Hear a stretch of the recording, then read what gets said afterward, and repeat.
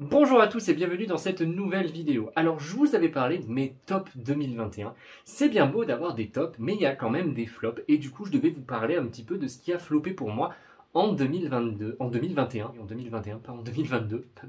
C'est bien commencer cette vidéo par le fait de se tromper, c'est cool. Alors vous verrez, cette vidéo est très rapide parce qu'au final 2021 a quand même été une très bonne année. On a eu que de très bonnes nouveautés. J'ai rarement été déçu par des lectures, même très rarement, de toute façon vous le verrez. Vous le verrez, la vidéo je pense va durer moins de 10 minutes parce qu'il y a tellement peu de choses à vous présenter. Mais c'est cool parce que ça veut dire que tout ce que j'ai acheté en 2021, tout m'a plu. Et c'est vrai que tout m'a plu, j'ai eu tellement de bons coups de cœur en 2021. Il y a eu tellement de bonnes choses, de bonnes séries, bref, très bonne année. J'espère que l'année 2022 sera tout aussi bonne et qu'il n'y aura que des coups de cœur. Après, il faut quand même savoir maintenant que je suis très sélectif avant d'acheter des mangas et que vraiment je me pose pas mal de questions. J'évite d'acheter tout et n'importe quoi pour justement éviter d'être déçu à la fin de l'année. Bref, on va commencer maintenant par mes flops 2021. Je vais d'abord commencer par une série que je n'ai plus car je l'ai revendue. Il s'agit de Chainsaw Man. Alors Chainsaw Man, je sais qu'il y a beaucoup de personnes qui kiffent cette série. Malheureusement, j'ai pas du tout accroché. J'ai vraiment eu du mal en fait avec le côté un peu trop what the fuck je pense de la chose. Pourtant les tomes 1 et 2 m'avaient vraiment beaucoup plu. Les tomes 3, 4 un petit peu moins et après je commençais en fait à lâcher la série et à prendre du retard et j'avais pas du tout envie de retourner en fait dans cet univers. J'avais beaucoup de mal avec les personnages, j'avais beaucoup de mal avec un peu l'ambiance, un peu... C'était vraiment assez bizarre, même trop, peut-être trop what the fuck pour moi. Et du coup j'ai lâché la série. Alors maintenant je sais qu'il y a l'anime qui va arriver. Et avec un peu de chance, l'anime va me donner envie de racheter les tomes et du coup vous allez me voir vous présenter les Chainsaw Man dans un book haul en 2022 parce que comme un gros crétin j'aurais revendu les tomes un peu plus vite mais c'est pas grave, je les ai revendus à un pote à moi donc on va dire que c'est pas perdu, lui en plus il aimait beaucoup cette série donc voilà. Mais en tout cas j'avoue que Chainsaw Man c'était une petite déception. J'ai même carrément été déçu en fait par ma lecture et j'avoue que j'ai pas trop compris pourquoi les gens adoraient autant cette série. Moi j'étais là à me dire mais les gens ils adorent, pourquoi moi j'aime pas oh. Bon après je sais que bien sûr c'est les goûts et les couleurs donc bon. On va dire que c'est comme ça, mais en tout cas, Chainsaw Man, pour moi, c'est un flop 2021. J'ai hésité à le mettre dans les flops, mais malheureusement, Terrarium, je suis obligé de le mettre dans les flops parce que je vous avoue que la lecture du tome 1 était géniale. J'avais adoré. La lecture du tome 2, c'était 50-50. La première partie était absolument géniale, j'ai passé un trop bon moment. La deuxième partie était un peu longue et j'avoue que je m'étais clairement ennuyé et du coup j'avais un peu peur de ce tome 3, sauf que ce tome 3 m'a littéralement ennuyé de A à Z. Je me suis pas du tout amusé pendant ma lecture et j'ai vraiment trouvé la lecture très longue. Et donc ça, vous le savez, c'est une série qui est terminée en 4 tomes et le quatrième tome sortira en février. Je vais quand même lui laisser ma chance, mais pour moi, c'est un flop 2021 parce que j'avoue que sur 3 tomes, il y en a quand même 2 qui m'ont un peu déçu. Malheureusement, je suis obligé et j'ai bien peur que le tome 4 continue un petit peu... continue dans l'ennui, hein, ou à moins que ça reparte comme sur le tome 1, ce soit génial. Mais je pense que ce qui m'avait vraiment plu dans le tome 1, c'était la découverte de l'univers, la découverte des personnages qui faisaient vraiment que tout était hyper intéressant, tout était très intriguant. Et qu'après, au final, en creusant un peu plus, je me rends compte que c'est pas très intéressant. Donc malheureusement, une petite déception pour Terrarium. Mais peut-être qu'on n'est pas à l'abri, avec le tome 4, de quelque chose de pas mal. Hein. Par exemple, regardez Twilight Bound Nakokun. J'avais bien aimé les 3 premiers tomes et j'ai eu un gros coup de cœur à partir du tome 4. Pareil pour Drifting Dragons, j'ai pas trop, enfin j'avais bien aimé le premier tome, pas du tout le tome 2, et le tome 3 ça a été un coup de cœur, et maintenant c'est une de mes séries favorites de tous les temps, et d'ailleurs ça a été dans mes coups de cœur. Donc peut-être que le tome 4 me fera changer d'avis, et peut-être même que le tome 4 me fera tout relire, et je vais adorer.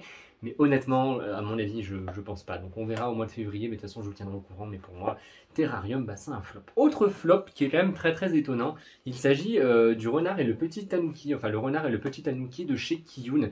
Et alors, je me rappelle qu'avec la lecture du tome 1, j'avais trouvé ça hyper mignon, j'avais vraiment adoré, mais il y avait un petit truc qui me gênait. Je sais pas pourquoi, mais c'était cool, mais il y avait un petit truc qui me posait problème. Et le tome 2, au final, c'est ce qui m'a fait lâcher la série. Du coup, j'ai jamais acheté la suite. Pourtant, j'avais noté la suite dans mes listes d'achat, mais j'ai jamais voulu l'acheter. Et la dernière fois, j'étais en librairie et j'avais feuilleté le tome 3 ou le tome 4, je sais plus quel tome j'avais feuilleté parce que j'étais tombé dessus. Et je me suis dit, en fait, j'ai bien fait de lâcher la série parce que ça me tente pas du tout. J'ai pas du tout envie de retourner dans la série, j'ai pas du tout envie de retrouver les personnages, etc. Et pourtant, j'avais trouvé ça grave mignon, le tanuki qu'on peut voir juste là est beaucoup trop chou. Et le fait que ce soit aussi chou, ça m'a fait craquer tout de suite. Et malheureusement, non. Donc voilà, le renard et le petit tanuki, c'est une petite déception de 2021. C'est pas un gros flop parce que c'est pas nul, mais je m'attendais en fait à autre chose. Et c'est vrai que l'histoire est partie un peu trop loin peut-être pour moi. Et du coup, je m'attendais peut-être à un petit truc un peu plus délicat, un peu plus mignon, un peu plus train-train mignon, et pas avec autant de choses dedans. J'espère vraiment que vous comprenez un peu ce que je veux dire, mais bon. En tout cas, voilà, une petite déception avec le renard et le petit tanuki, qui partaient pourtant bien au départ, mais malheureusement, j'achèterai jamais la suite. Alors là, je vous montre un manga, il s'agit de Paradise Residence. Alors là, déjà, je m'explique. Il faut savoir que ce manga-là, j'ai vu quelques critiques sur Instagram qui disaient que ce manga était nul, sans aucun intérêt. Il faut savoir que c'est terminé en 4 tomes, donc on a les 3 tomes. Et puis on a ce tome 0, qui est un tome qui se passe au final, qui se passe même avant... en gros, c'est pas la suite du tome 3, si vous voulez. C'est plutôt quelque chose qui se passe pendant et avant. Enfin, c'est pas forcément la suite de la série. Et du coup, j'ai vachement été déçu par ce tome 0 parce qu'en fait, il sert strictement à rien. Voilà, il ne sert à rien. Vous pouvez très bien avoir Paradise Residence avec 3 tomes et ça suffit. Voilà, la fin du tome 3, peut-être la fin, et puis ça, vous l'achetez si jamais vous avez envie d'avoir la collection complète. Déjà, il est hyper fin par rapport au tome. Attendez, je reviens. Vous voyez, par exemple, là, on a le tome 3, vous voyez l'épaisseur, que là, on a le tome 0, et là, on a le tome 3. Déjà, lui, hyper fin, ça sert limite un petit peu de d'artbook, de guidebook, je sais pas, il y a un petit roman à la fin, enfin, il y a un petit roman. On a un petit texte écrit à la fin comme ça, c'est limite un petit guide bonus, je sais pas, mais j'ai vachement été déçu au final par ce tome qui n'apportait rien du tout à la série. Par contre, j'avais beaucoup aimé les 3 premiers tomes, et même si jamais beaucoup de personnes vous disent que cette série est inutile, en fait, on va simplement suivre des filles dans leur dortoir avec leur vie de tous les jours. Il n'y a pas d'aventure, il n'y a pas d'action, il n'y a rien, on va suivre leur vie de tous les jours, chaque fille a son propre caractère. Et c'est plutôt assez cool. Et moi, personnellement, j'avais bien aimé ces 3 premiers tomes, mais je vous avoue que j'ai vraiment été déçu par ce tome 0 que j'ai acheté en 2021 et qui pour moi ne sert à rien, qui est totalement inutile et que du coup, j'ai vraiment pas trouvé terrible. J'aurais bien voulu un tome 4 avec la suite de l'histoire, etc., avec d'autres. Suivre en fait simplement la vie de ces filles dans leur dortoir que je trouvais vraiment très très attachante. Et moi, personnellement, c'est une série que j'ai beaucoup aimée, mais ce tome 0 est une déception. Donc voilà, c'est pour ça que je l'ai mis dans ce flop 2021. Par contre, si jamais vraiment vous cherchez une série très légère, très cool, en 3 tomes, en vrai, moi, je vous la recommande. Après, les dessins sont assez spéciaux, on peut dire. Ils font un petit peu anciens, pas très récents. Mais personnellement, moi, je trouvais ça cool. C'était très léger. Et ça fait du bien d'avoir des petites histoires légères comme ça de temps en temps. Voilà. Mais c'est pas la question, parce que là, je vous parle de mes flops et je vous parle pas des mangas que j'ai bien aimés. Bref, on s'en fout. Allez, voilà. Le dernier manga, c'est Elle et son chat de chez Pika. Alors, Elle et son chat, c'est pas forcément un gros flop. C'est pas une grosse déception. Mais je sais pas, je me suis un peu ennuyé pendant la lecture. Il faudrait vraiment d'ailleurs que j'essaie de voir, parce que je sais qu'il y a un film dessus, enfin un anime, quelque chose, enfin bref, voilà. Vous avez compris.